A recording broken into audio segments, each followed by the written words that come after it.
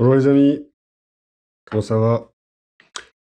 Nouvelle vidéo, nouveau 2011 custom. Voilà, sur la base du Gold Match Marui, Cula Slim 4, Biton, Gold et Noir, le custom de Christophe. Voilà, donc comme d'habitude, hein, on va démonter, on reviendra sur les pièces au moment du remontage. Donc ça, c'est un custom qui m'a été envoyé alors que j'avais fait chez Atomic France à Cergy Paris, où je devais aller le week-end dernier, mais j'ai eu un gros souci, donc j'ai pas pu y aller, je suis désolé.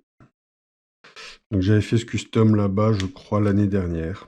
Donc là, Christophe m'a renvoyé celui-ci, plus deux autres. Un à son fils, et le troisième qui est O2, si j'ai bien compris. Donc voilà, 3 capas qu'il m'a envoyé pour des mises à jour, hein, pour compléter le travail qu'on avait fait chez Atomic France.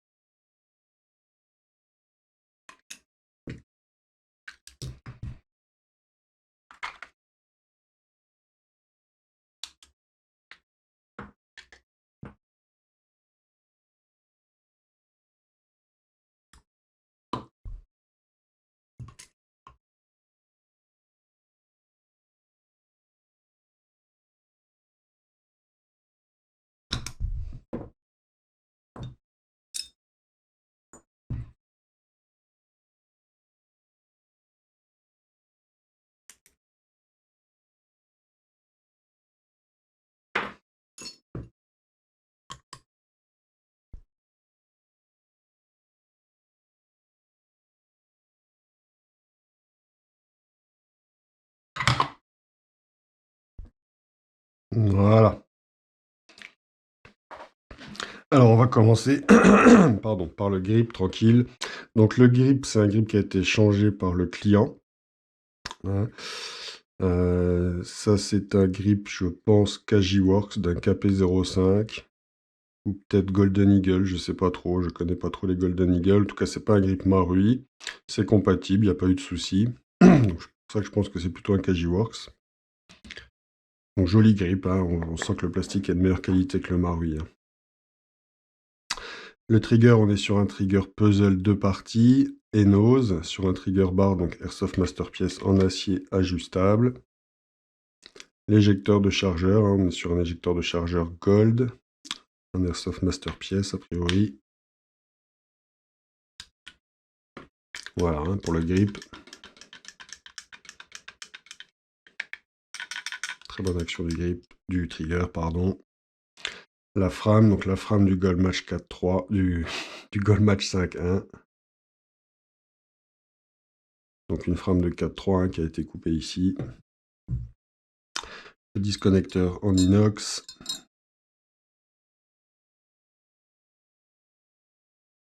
Le cire d'entraînement du marteau, donc en acier, qui a été changé, hein. Voilà, ça c'est un petit cadeau, je ne l'ai pas facturé. Une pièce qui vaut 10-12 balles hein, si vous la commandez, ça. Le marteau Coco, donc qui avait été installé à Cergy, je me rappelle. La petite portière avec le ressort du verrou de percuteur et le verrou de percuteur en inox renforcé.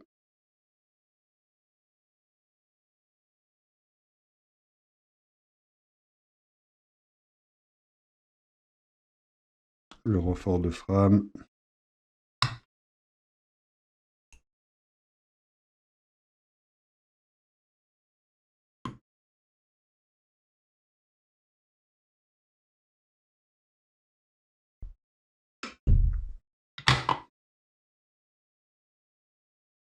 Le ressort du percuteur. Le percuteur en acier aussi, ça c'est offert aussi. C'est aussi une pièce à 10 balles. Hein.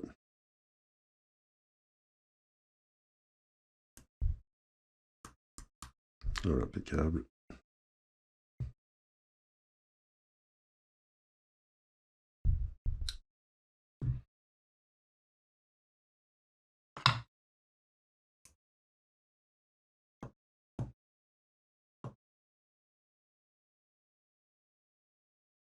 Donc custom, celui-là préparé uniquement pour du HPA, hein, avec un cycle ultra court et un travail sur le trigger et le marteau. Alors j'ai un petit peu repris les grippes ici sur le côté hein, pour que ça rentre bien dans la frame.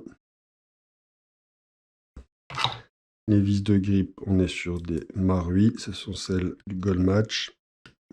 Alors, quand vous vissez la vis de grippe sur la frame, hein, bon je pense qu'il y en a qui savent, hein, vous devez vous dire, il dévisse à chaque fois avant de visser, c'est un teubé. Non, je dévisse pour entendre clic. Voilà, là je sais que ma vis, elle est bien positionnée. Donc je vais dans le sens inverse des aiguilles d'une montre, jusqu'à ce que j'entende ce petit clip qui m'indique que la vis, elle s'est prise dans le pas de vis et qu'elle est bien positionnée. Sinon, vous vissez de travers et vous niquez le pas de vis de la frame. Et là, c'est vraiment galère. Et malheureusement, sur un des customs de Christophe, on le verra plus sur une autre vidéo, hein, son fils, la frame a été niquée.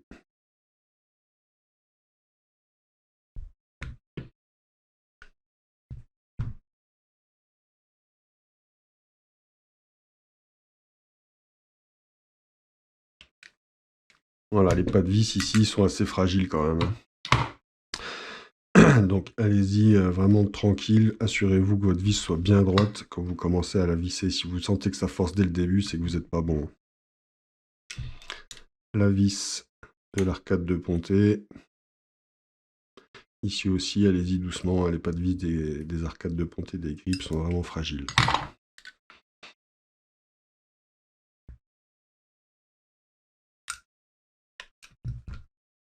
Le Sear Spring, donc je l'ai changé. On était sur des cocos. Alors, je vais montrer quand même pourquoi je les ai changés. Hein. Je vais en prendre un au hasard, ils étaient tous les deux pareils.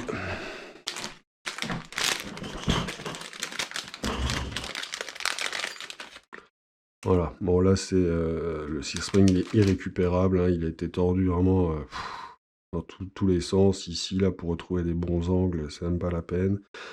Donc si encore il avait été maintenu, je l'aurais laissé.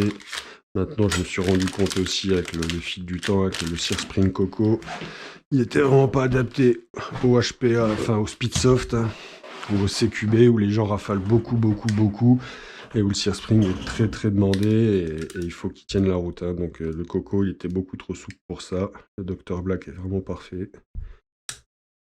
Voilà. La sécurité de grippe, SV type 3 Gold de chez Airsoft Masterpiece.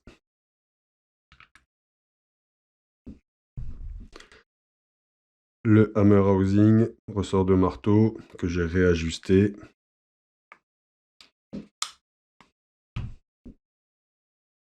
Le magwell. Alors on n'en voit pas beaucoup, j'en avais jamais vu. Marque CTM hein, qui a fait quelques kits split notamment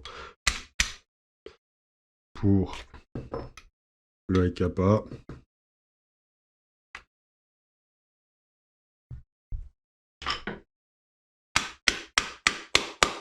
Alors là, la matière avec laquelle je tape, c'est du téflon, hein, ça marque pas les pièces, c'est fait pour.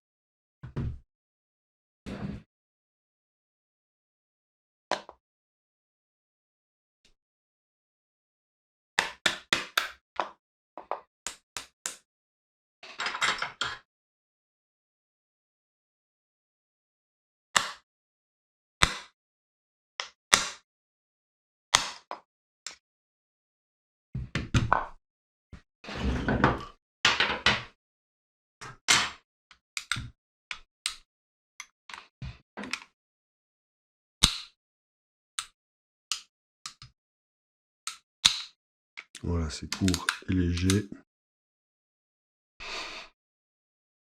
Le safety spring plugger, on est sur de l'Airsoft Master pièce. La sécurité de pouce, on est sur la Goldmatch Marui.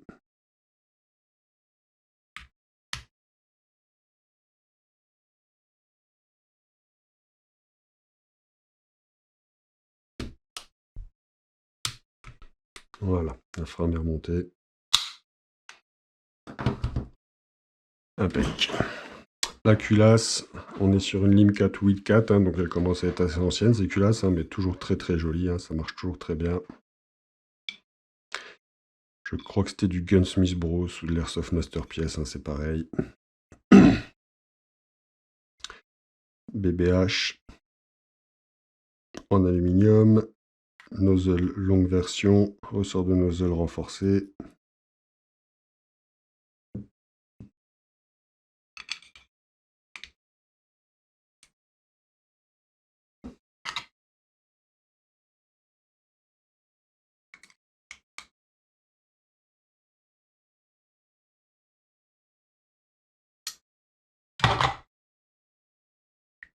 Alors j'ai recentré les mires, hein, qui étaient complètement décalées, hein.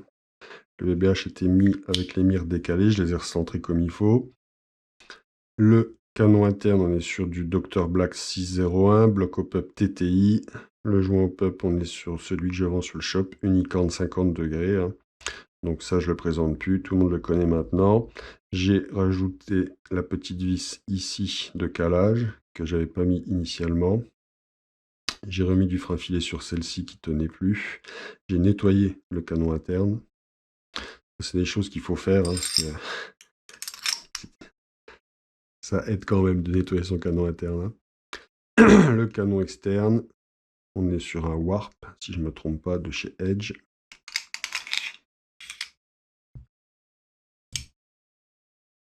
Le spring guide plug, on est sur celui du Goldmatch Marui.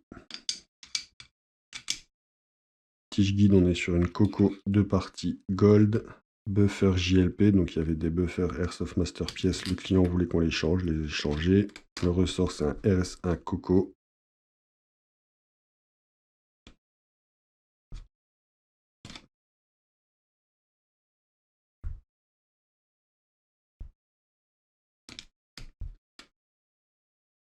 La tige guide Coco, hein, qui a tendance à se dévisser facilement, hein, donc vérifiez bien tout le temps le serrage, hein, en cours de partie, hein. Il vous faut 2 petites tiges métalliques comme je viens de faire.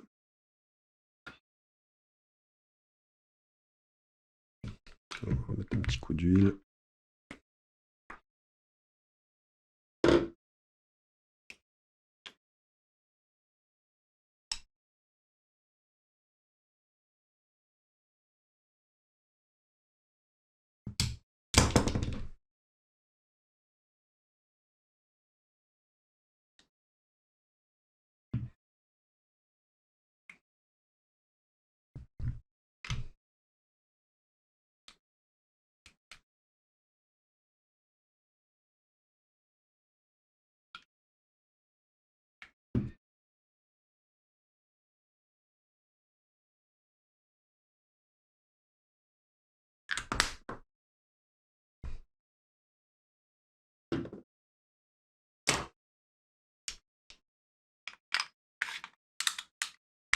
Donc je rappelle, je mets ma culasse pour le réglage du bloc hop-up, hein.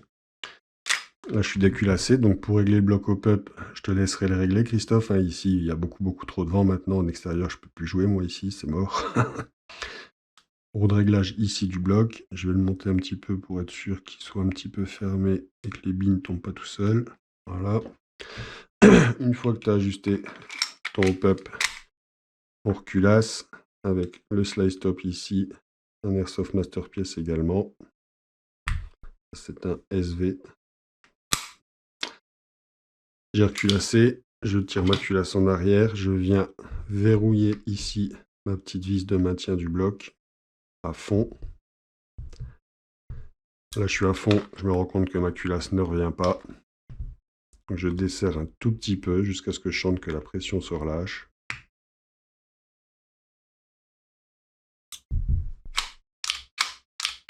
Voilà. Et là forcément, vous ne pouvez plus déculasser puisque vous avez bloqué le bloc hop-up sur la frame. Hein. Donc, pour déculasser, il faudra redesserrer cette vis-là, enlever le slice top, déculasser, régler le bloc et c'est parti.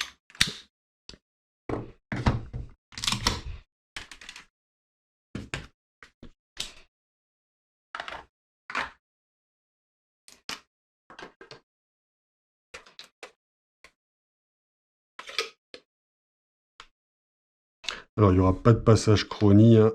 Je sais qu'on est dans les clous. Hein. C'est des prépas que je fais tout le temps. On est moins de 1,1 joule à 110 PSI. À la 0,25. Pas de passage chronie parce que je ne peux pas régler le hop-up ici. Hein.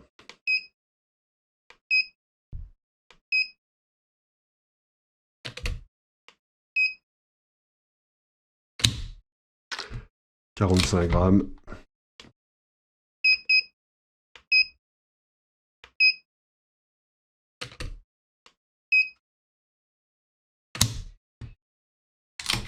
35 grammes.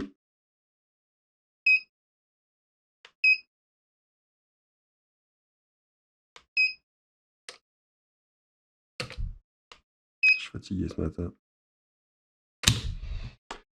Et 50 grammes. On est à peu près sur une moyenne de 45 grammes. Donc c'est très bien. Je fais mes triggers un tout petit peu plus durs maintenant. Hein, parce que 45 ou 50 grammes, on va pas se le cacher. Hein, pour un doigt, c'est quand même assez léger. Ça reste très léger.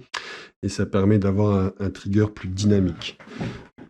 Qui revient beaucoup plus vite. Donc c'est quand même beaucoup mieux pour enchaîner les tirs.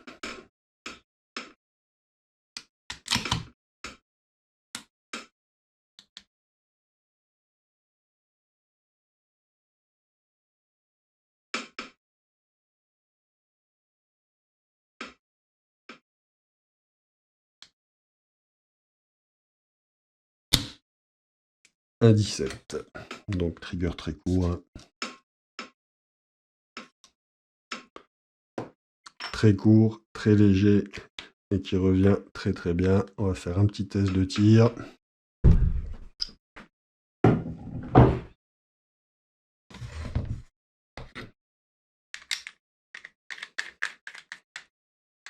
Ouais, custom, avec son petit traceur.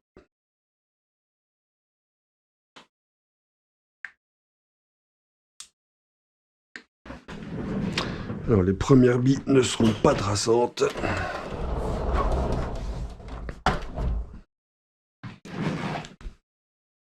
Je suis donc à 110 PSI. Régulateur Polarstar, adaptateur Primary Airsoft.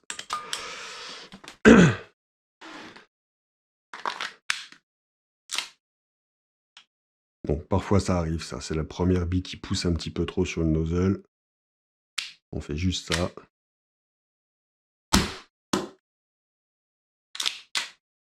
On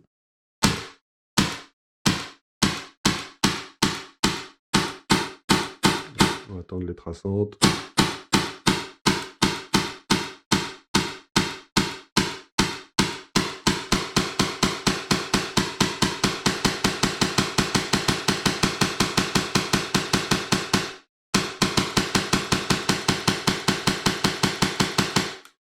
Voilà, ça va bien, hein, ça va vite, c'est léger.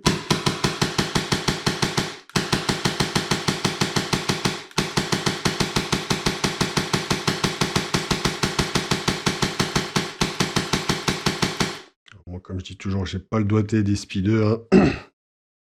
Voilà, le chargeur se vide bien, il n'y a pas de souci. Les premiers misfits parce qu'on arrive en fin de chargeur.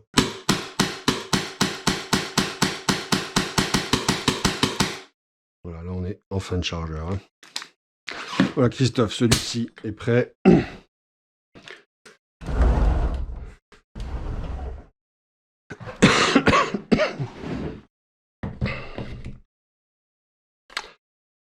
Tu devrais être satisfait, je pense. Ça change vraiment de quand il est arrivé. Hein. Voilà les amis, allez, je vous souhaite une bonne journée. Je vous dis à bientôt pour d'autres vidéos. Ciao, ciao, bisous, prenez soin de vous.